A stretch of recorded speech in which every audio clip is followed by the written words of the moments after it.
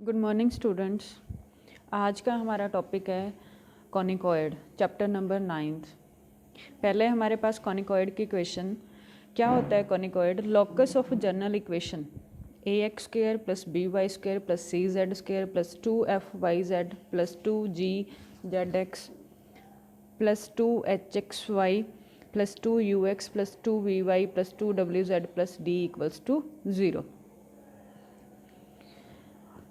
ये जो locus of general equation, इस इक्वेशन का जो लोकस होगा वो क्या होगा, सेकंड डिग्री का होगा। ठीक है, इन एक्स वाई जेड, तो उसको हम कह देंगे क्या कहलाएगा, वो मेरा कॉनिकॉइड या क्वाड्रेटिक। ठीक है, क्योंकि ये सेकंड डिग्री का, इसको नाम दे दिया इसलिए क्वाड्रेटिक। ठीक है, दिस इक्वेशन कंटेन 10 कॉन्स्टेंट्स। जो मेरे कांस्टेंट हैं A B C F G H U V W D, ये मेरे कितने 10 कांस्टेंट्स हैं, जिसमें से कम एक को तो नॉन जीरो होना ही पड़ेगा। ठीक है, ये इस इक्वेशन की खासियत है।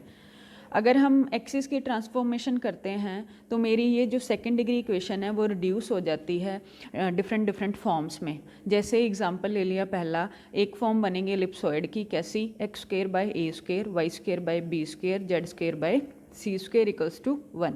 ठीक है, ऐसे ही हाइपरबोलाइड ऑफ वन शीट का भी बन सकता है, x square by A square plus Y square by B square minus Z square by में c square equals to 1। Hyperboloid of two sheets का भी बन सकता है, x square by A square minus Y square by B square minus Z square by C square equals to 1।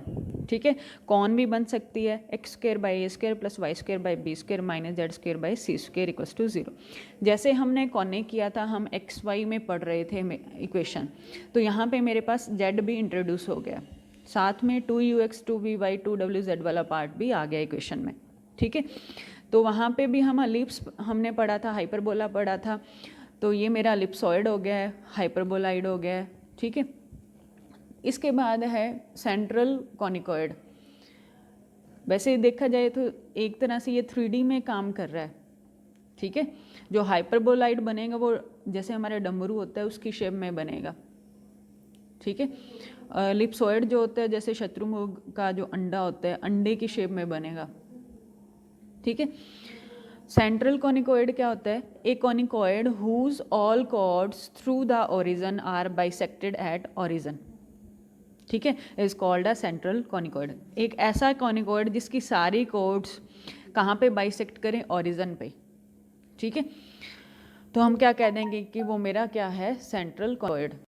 अब मेरे पास कहते हैं कि जो मेरा ओरिजन होगा वो क्या है, सेंटर ऑफ कॉनिकॉइड होगा, और मेरी इक्वेशन अनचेंज्ड रहेगी। ठीक है, इक्वेशन में कोई चेंज नहीं आएगा जब हम x को -x से चेंज करेंगे, y को -y से करेंगे, z को -z से। क्यों? क्योंकि जो मेरा इक्वेशन में x स्क्वायर है ना, तो हम अगर -x की पावर भी 2 करेंगे तो वो प्लस का स्क्वायर आएगा। ऐसे ही y स्क्वायर आएगा और इसका स्क्वायर करेंगे तो -z स्क्वायर आएगा। ठीक है, जो जनरल इक्वेशन होगी मेरी सेंट्रल कॉनिकॉइड की, वो कैसी होगी, a x square plus b y square plus c z square equals to 1, उसके राइट साइड में 1 होगा। ठीक है, अगर हमारे सेंट्रल कॉनिकॉइड हमने देखना है तो राइट साइड में 1 हो। अगर यहाँ पे कोई नंबर है या कोई वेरिएबल है उसको हम डिवाइड कर देंगे। ठीक है, डिवाइड करके 1 बनाएंगे तो वो मेरी इक्वेशन क्या बन जाएगी, सेंट्रल कॉनिकॉइड की। ठीक है, सिर्फ एक्स स्क्र वाई स्क्र और जेड स्क्र की टर्म्स आएँ। नेक्स्ट है हमारे पास टेंजेंट प्लेन। टेंजेंट प्लेन हमने पहले भी पढ़ा है, कॉनिक में भी पढ़ा है, स्फीयर में भी पढ़ा है। लॉकस ऑफ टेंजेंट्स लाइन होता है। ठीक है, किसी पॉइंट पे ही होगा, तो tangent plane is a locus of tangent line at a given point to the surface. ठीक है, अब मेरे पास आर्टिकल है, ये आर्टिकल आपका इंपॉर्टेंट भी है। ये आर्टिकल नंबर है 9.9.1। क्या कहते हैं कि find the equation of tangent plane. Equation of tangent plane निकालनी है किसी पॉइंट पे। वो पॉइंट मैंने मान लिया x1 y1 z1। ठीक है, किस पे है, कहते हैं कि ये पॉइंट है एक सेंट्रल कॉनिकॉइड का, जो कैसा है, a x square plus b y square plus c z square equals to 1। ठीक है, तो हमें इक्वेशन ऑफ टेंजेंट प्लेन निकालनी है। तो प्रूफ देखो, अब देखो टेंजेंट प्लेन बनाना है। टेंजेंट प्लेन कहाँ से बनता है, टेंजेंट लाइन से बनता है। तो पहले हमें लाइन की इक्वेशन पता होना चाहिए इस पॉइंट पे। तो क्या होगी, x minus x1 by L, Y minus y1 by M, Z minus z1 by N, तीनों इक्वल होंगे, इक्वल्स टू r। तो कोई भी पॉइंट इस लाइन का निकाल लेंगे कैसे, फर्स्ट फैक्टर को इक्वल्स टू आर रखेंगे, सेकंड फैक्टर को इक्वल्स टू आर रखेंगे और थर्ड फैक्टर को इक्वल्स टू आर रखेंगे। तीनों के इक्वल रखा तो x की वैल्यू क्या आ गई L are plus x one, Y की वैल्यू क्या आ गई M are plus Y one और z की वैल्यू क्या आ गई N are plus Z one. ठीक है, तो ये मेरे पास कोई पॉइंट आ गया जो लाइन का होगा। तो अगर मेरा ये पॉइंट सेंट्रल कॉनिकॉइड को पे लाई करता है तो इसको सेटिस्फाई भी करेगा। सेटिस्फाई करने का मतलब x की जगह पे हम ये कोऑर्डिनेट पुट कर देंगे, y की जगह पे ये कोऑर्डिनेट और z की जगह पे ये कोऑर्डिनेट, तीनों वैल्यूज़ पुट कर देंगे। पुट करने पे मेरे पास क्या आया, a l are plus x one का square plus b m are plus Y one का square plus c n are plus Z one का स्क्वायर इक्वल्स टू 1 ऑलरेडी था। ठीक है, इसमें पुट किया।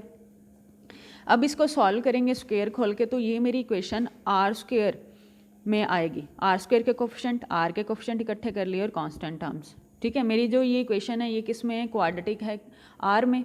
ठीक है, अब हमें पता है अगर मेरी लाइन कॉनिकॉइड, यही लाइन जिसका इंटरसेक्शन हमने किया है कॉनिक के साथ, सेंट्रल कॉनिकॉइड के साथ, अगर वो मेरी लाइन टेंजेंट बनती है तो टेंजेंट बनेगी तो उसके दो वैल्यूज़ तो आएंगी रूट्स की। वो कैसी होंगी, इक्वल होंगी।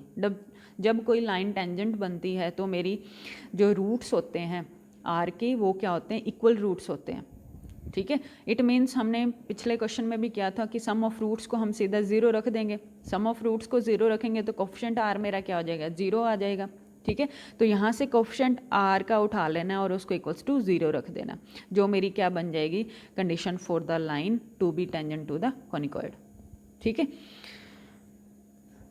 ऐसे ही एक क्रॉलरी है, अगर हमें एलिप्सॉइड का टेंजेंट प्लेन निकालना हो, एलिप्सॉइड की इक्वेशन क्या होती है, x square by a square plus y square by b square plus z square by c square equals to 1।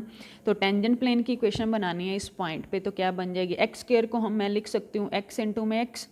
ठीक है, एक एक्स को रिप्लेस कर दिया x1 से, वाई स्क्वायर को लिख दिया y इंटू में y, एक y को रिप्लेस कर दिया y1 से, जेड स्क्वायर को लिख दिया z इंटू में z, तो एक z को रिप्लेस कर दिया z1 से। ठीक है, तो मेरे पास ये टेंजेंट प्लेन आ गया किसका, एलिप्सॉइड का। जैसे हमने कॉनिक का टेंजेंट प्लेन बनाया था वैसे ही यहाँ पे है। नेक्स्ट है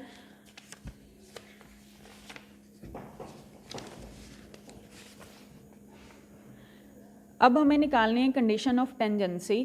कहते हैं कि find the condition that the plane l x plus m y plus n z equals to p should touch the conicoid a x square plus b y square plus c z square equals to 1।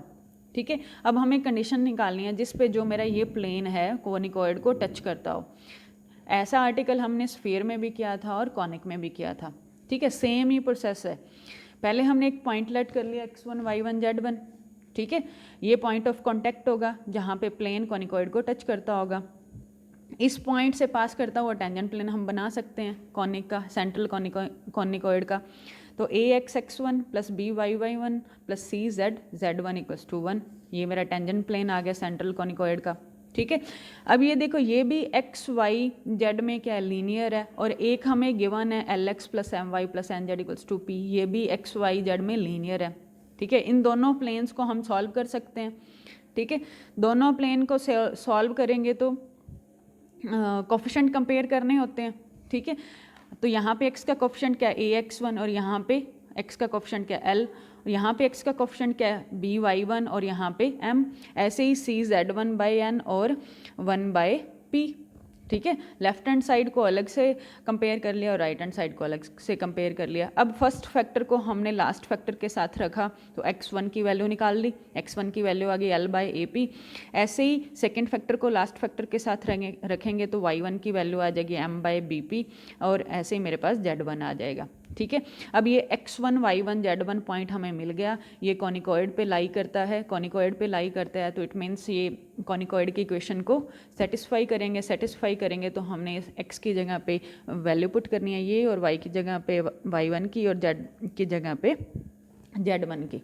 ठीक है, कैसे, x1 y1 अगर central conicoid पे लाई करता है तो मेरी equation बन जाएगी a x one square b y one square plus c z one square equals to 1, यही आएगी ना। तो अब x1 y1 z1 की वैल्यू पुट कर दी। ठीक है, वैल्यू पुट की, सॉल्व किया कॉमन लेके, तो ये बचा l square by a plus m square by b plus n square by c equals to p square.